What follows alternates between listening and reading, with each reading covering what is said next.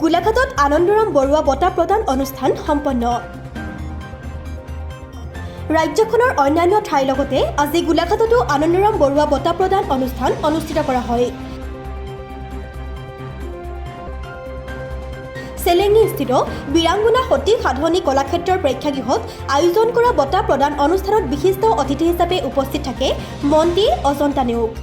ইয়াৰ উপৰি অনুষ্ঠানত গোলাঘাট জিলাৰ উপায়ুক্ত ডাক্তৰ পি উদয় প্ৰবীণ, গোলাঘাট পৌৰসভাৰ পৌৰপতি দুলুমণি বৰবৰা, গোলাঘাট জিলা বিদ্যালয়সমূহৰ পৰিদৰ্শক সমীৰণ বৰা উপস্থিত থাকে। সভাত গোলাঘাট জিলাৰ বিভিন্ন বিদ্যালয়ৰ পৰা সুখ্যাতিৰে উত্তীৰ্ণ হোৱা কীৰ্তি ছাত্ৰ ছাত্ৰীসকলক আনুষ্ঠানিকভাৱে বঁটাৰ প্ৰমাণপত্ৰসমূহ বিতৰণ কৰা হয়।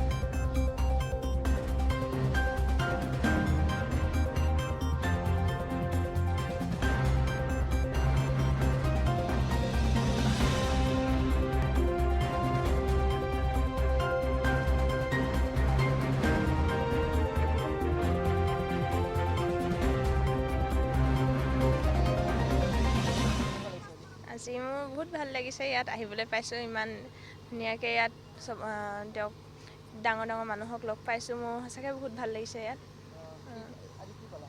আজি মই এইখন পাইছিলোঁ চাৰ্টিফিকেটখন। আনন্দৰাম বৰুৱা বঁটা 16,000 টকা। মই এইটোকে ক'ম যে আগলৈও মই ভালকৈ পঢ়া শুনা কৰিম আৰু ভাল নাম কৰিবলৈ চেষ্টা কৰিম। আজি গোটেই ৰাজ্যখনতে আনন্দৰাম বঁটা প্ৰায় 22,000ৰো অধিক ছাত্ৰ ছাত্ৰীক দিয়া হৈছে আৰু আমাৰ জিলাখনতো 870জন কৃতি ছাত্ৰ ছাত্ৰীয়ে এই বঁটা পাবলৈ সক্ষম হৈছে। আৰু মই সকলোকে ছাত্ৰ ছাত্ৰীসকলক অভিনন্দন জ্ঞাপন কৰিছোঁ, শিক্ষাগুৰুসকলক আৰু তেখেতসকলৰ পিতৃ মাতৃকো অভিনন্দন জ্ঞাপন কৰিছোঁ আৰু আশা কৰিছোঁ যে এই বঁটাই তেওঁলোকক অধিক শক্তি দিব, প্ৰেৰণা যোগাব আৰু আগলৈ গৈ পেলাই তেওঁলোকে যাতে নিজৰ ভালভাৱে পঢ়া শুনা কৰি নিজৰ লক্ষ্যত উপনীত হ'ব পাৰে, তাৰ কাৰণে মই শুভকামনা জ্ঞাপন কৰিছোঁ। হয়, ভাল কথা। ইতিমধ্যে শিক্ষামন্ত্ৰী ডাঙৰীয়াই কৈছে যে প্ৰায় 6-7 হাজাৰৰ পৰা এতিয়া 22,000লৈ তেওঁলোকে স্থান লাভ কৰিবলৈ সক্ষম হৈছে। আৰু ল'ৰা ছোৱালীবিলাকক আমি দেখিছোঁ তেওঁলোকে এতিয়া লাহে লাহে তেওঁলোকৰ পাছৰ সংখ্যাও বাঢ়িছে আৰু আমাৰ জিলাখনতে এবাৰ দেখিছোঁ যে আমাৰ যোৱা যিটো শিক্ষান্ত পৰীক্ষা হৈছিলে হাইস্কুলত, তাৰো লাহে লাহে আমাৰ ফল ভাল হৈছে, শুভ লক্ষণ।